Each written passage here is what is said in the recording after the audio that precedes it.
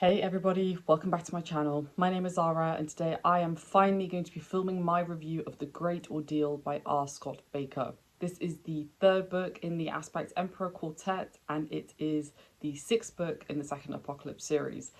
Now, I've been documenting my thoughts as I've been going through my journey of reading these books, and the response that I've been getting has been great. I think the Bakker community is one of the most welcoming communities in the book community. I feel like the community is very open, they're very kind of willing to discuss things that maybe don't make sense to me, and I just want to say thanks folks. Like it's so nice and it's such a nice change to be welcomed into a community with kind of open arms. I feel like a lot of fandoms can get pretty intense, and while the Baker community is intense, it's intense in all the right ways. So keep that up, and thanks again for engaging on my reviews, because I love talking about these books with you guys because they're just so fantastic. And The Great Ordeal was a really interesting experience for me because I picked it up straight after I finished the second book. I was very curious about how the story was going to progress naturally, but the thing that really kind of struck me with the third book was how different the tone was compared to the first two books. And I'm going to get onto that a little bit later on, but just fair warning, there will be spoilers in this one because there's certain things that I really want to talk about. There's not going to be any major spoilers, so if you're somebody who hasn't read the series yet, you're probably just not going to remember most of this stuff anyway by the time that you do get to reading the series. There will be some minor spoilers for sure. I'm not really going to be doing a review of this book in the way that I typically do, though I will be talking about different things that I really loved.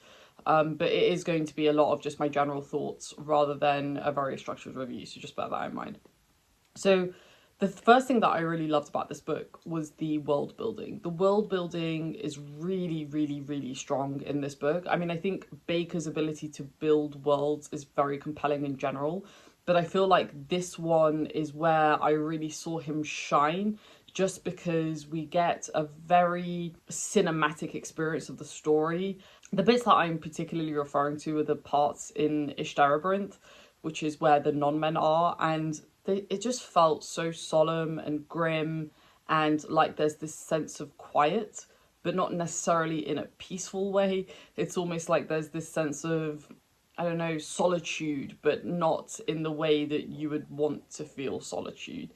It's almost like there's this sense of doom at the end of it. And the whole experience of chapter 12 specifically, where we get that mammoth chapter of Solway in Ishtarabrith, and of course Moangus and his sister, whose name I've completely forgotten, was very visceral. Like, as I was reading it, I could imagine the whole thing. Now, it's interesting, when I was on the Bakker Reddit, some of the folks said, how could you imagine it when I just imagined it as being like a dark tunnel? Like, yeah, I get that. I can imagine it being a dark tunnel, but there were very specific things that he pointed out that really kind of created this image in my head. I just thought it was phenomenal. Like, I've read 6 out of 7 books now of Bakker, and I think this was the book where I really got a lot of imagery in my head as I was reading the story. I've said this before, I'm not typically a reader who imagines the world as I read it, if that makes sense. There's maybe certain things that will be very cinematic in my head, like battle scenes or like big meeting scenes. Like, those are the scenes that I generally imagine in my head.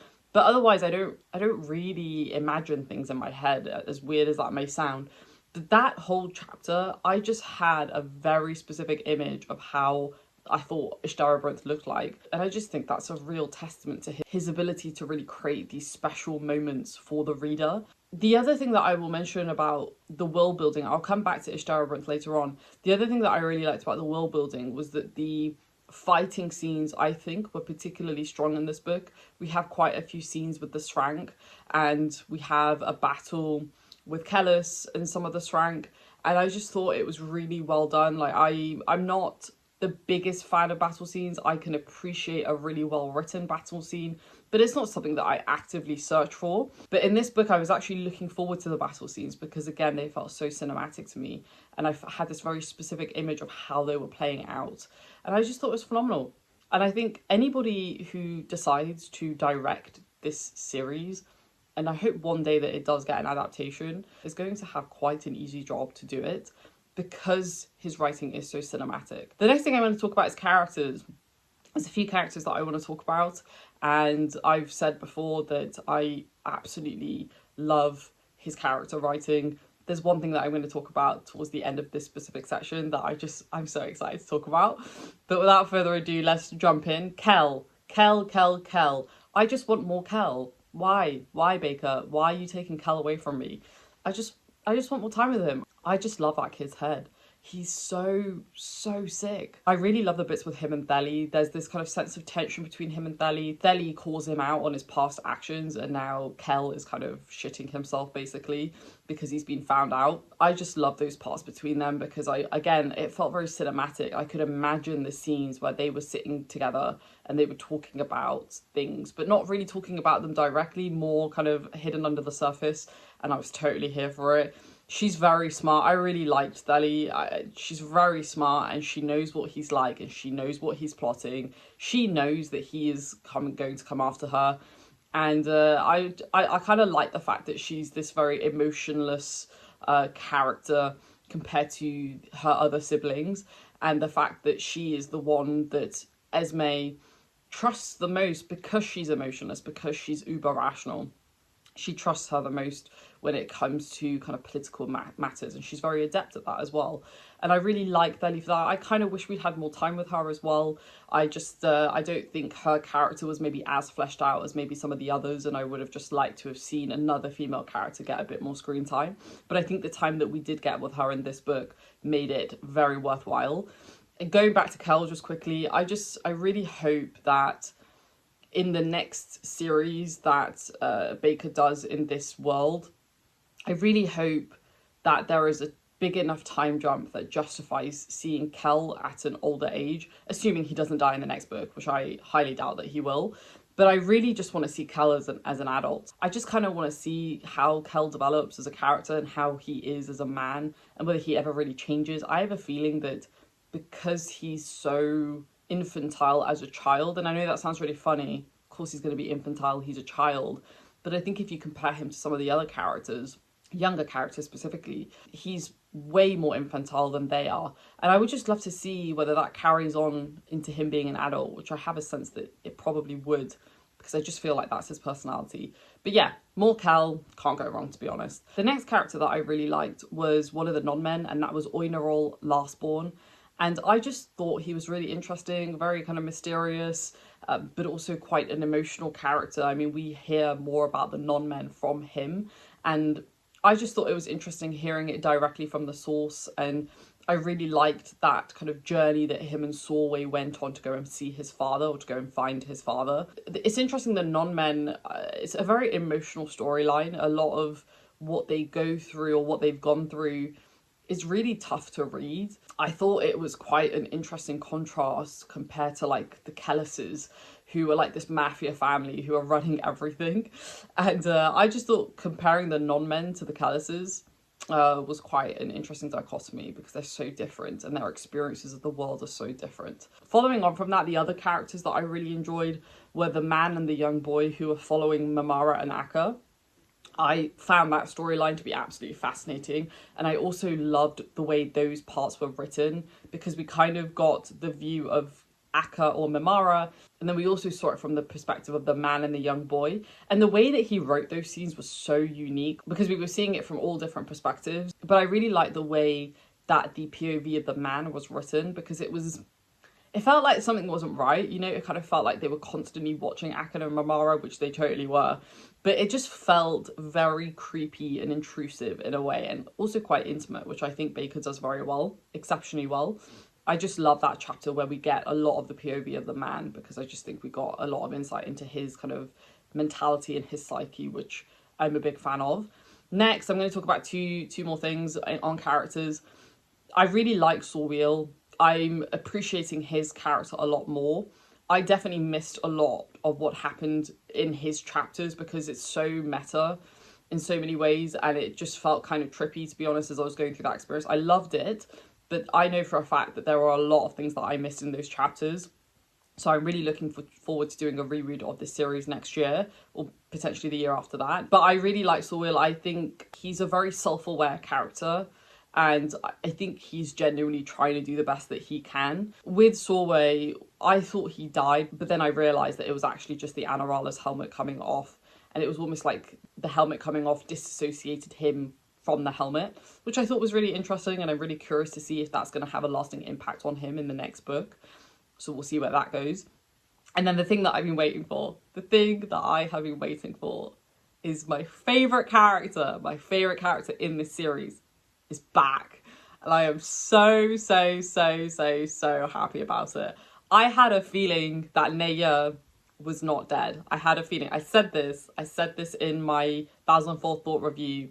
I was like, I am 99.9% sure that Naya is not back, because we never saw a body. And when you don't see a body, chances are they're probably not dead. And his return, so good. His return was perfect. I literally could not have asked Bakker to do it any better than that. I really like the conversation between him and Akka. I really like the fact that we get a lot of his kind of, I wouldn't say we get deep insight into his psyche at the time, but we do get some insight into how he's feeling as a result of what happened at the end of the 1004 Thought. I just loved seeing Naya be Naya. Like, I really did. I've really missed his character. I didn't realise how much I'd missed his character until I got him back.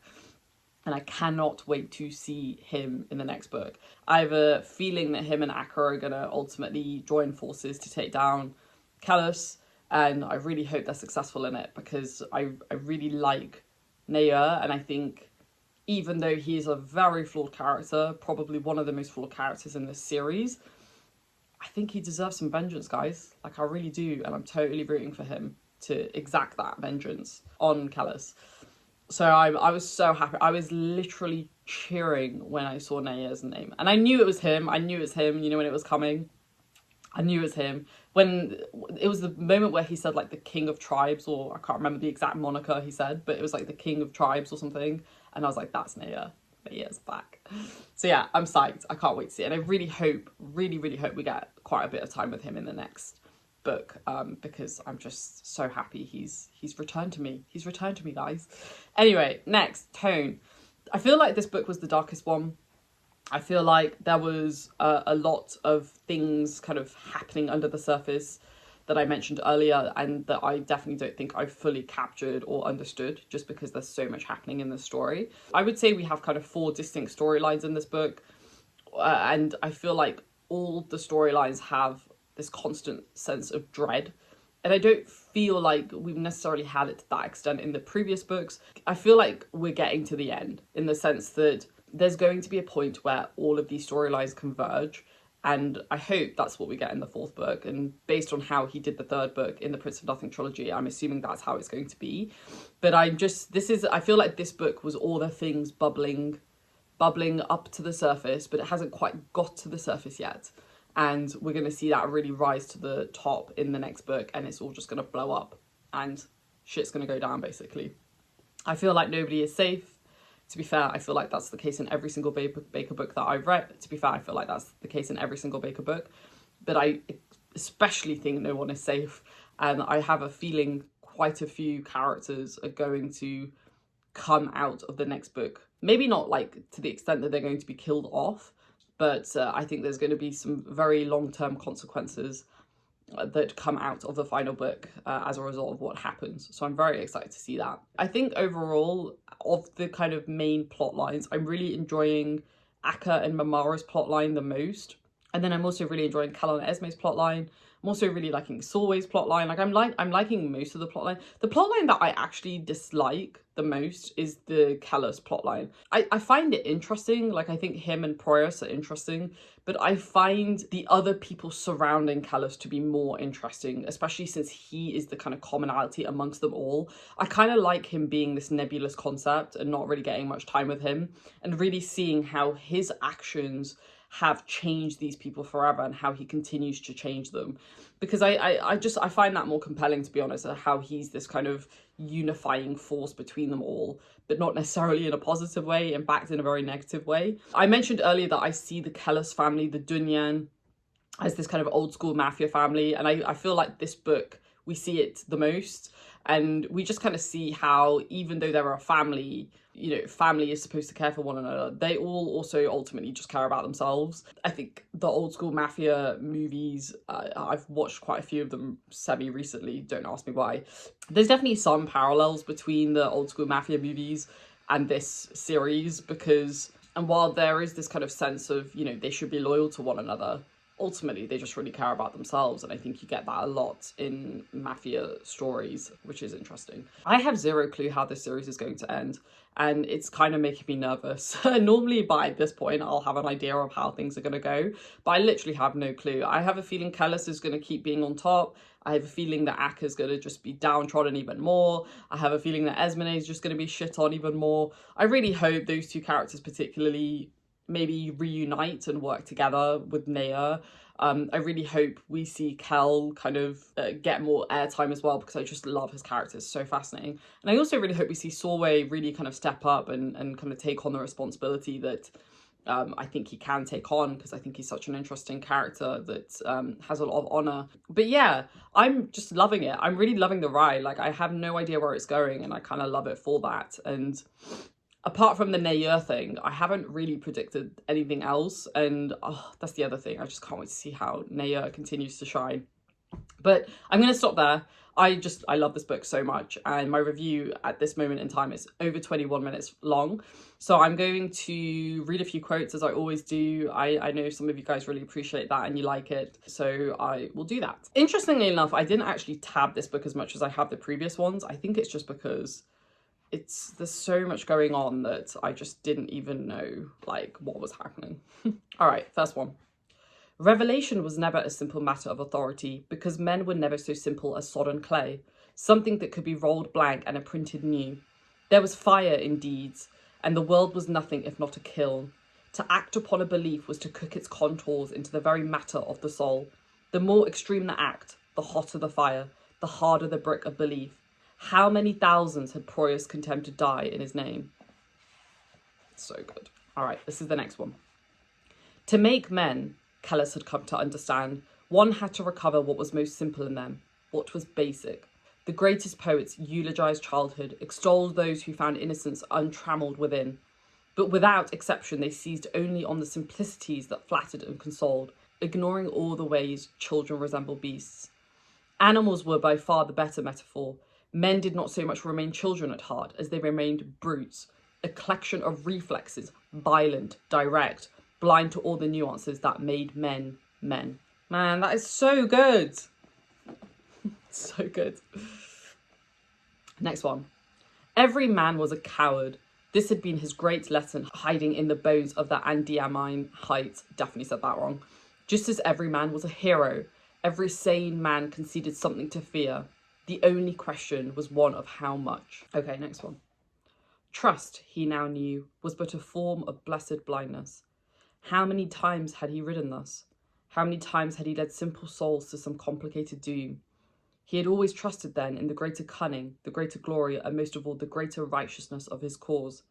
He had simply known for not knowing otherwise, and he had executed with an unfailing hand. All right, we'll do one more. Okay, last one. To stand tallest beneath the sun is the yearning of the child and the old man alike. For verily, age raises us up and strips us down. But where the child dreams as he should, the old man is naught but a miser. The curse of growing old is to watch one's passion fall ever more out of season, to dwell ever more in the shadow of perversity. That quote definitely hits hard. There we have it, folks. I gave this book a 4.5 stars. The only reason why I didn't give it a 5 stars is because, like I said, I don't think I fully got everything that I should have got from this book. And that's not to say that Bakker's writing is bad or anything, because it's really, really not. It's exceptional, if anything. But I feel like when you read a book, you should come out of it knowing what you need to know. And I feel like these books sometimes are like reading a dense academic text. And again, not necessarily a bad thing. I just feel like parts of it were maybe a bit too kind of dense and meta for me, at least at this point. I have a feeling when I reread it, my opinion will change and I will end up putting this book up to a 5 stars, because I really loved it. Like, I really, really loved it. And I've actually been thinking about this one the most out of all of the books that I've read. which is interesting because The Judging Eye was my favourite, and then The Warrior Prophet is a very, very close second. And I think this one would have to be my third favourite, just because of the questions that it poses and the fact that it's just so vivid and visceral. So anyway, I'm going to stop there. I haven't started reading the fourth book just yet. I'm going to probably read it towards the end of February, because I would like to finish it before summer starts, before it starts to warm up. I don't know why. It's just, I feel like these books are better read in like cold weather. And I definitely think it helps the mood a little bit, even though a lot of the book is set in a desert. But anyway, I don't know. Anybody else feel like that? Thanks for watching, folks. I'll chat to you down in the comments. Stay safe as always. Take care, and I'll speak to you soon.